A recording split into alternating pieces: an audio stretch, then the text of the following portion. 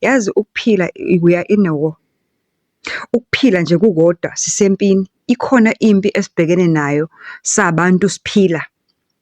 And lempi akuyona impi yenyama, yimpi kamoya, akuyona impi yenyama. Yabona Ephesians 4 mengabe ethi asibambene nenyama negazi, sibambene nezimo zikamoya, iziqu usathane sibambene naye ngeyimpondo. Especially in marriages, where abantu sibabona khona engazi baphila kamnandi, bashibilika kwibhotela, babhukuda kwi-olive oil,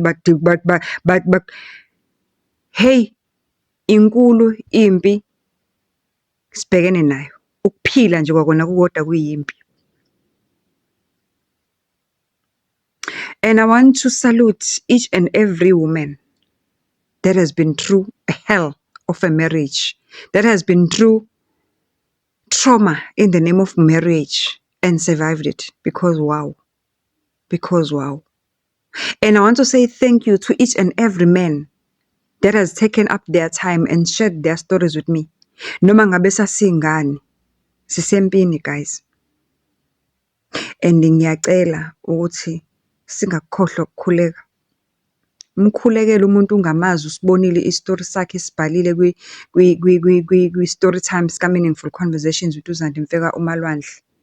Umkhulekele ungamazi, umbeke emkhulekweni, ummemeze ngestory sakhe, with the storyline, with the title, ngoba wow, sisempini. Inkulu impi esibhekene nayo, and lempi esibhekene nayo ayikazi ukuphela manje.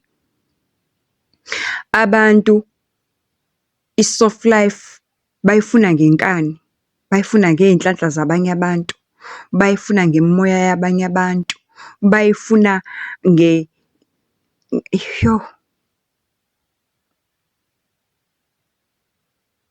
pray without ceasing.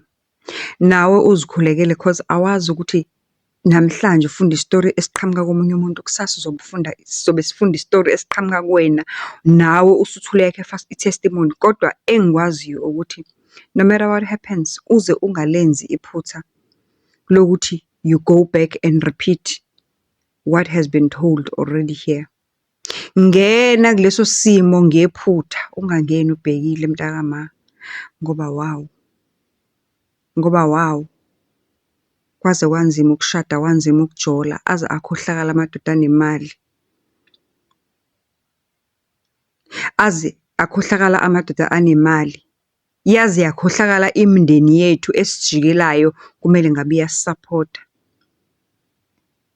Kwaze kwanzima nje ukuphila in general.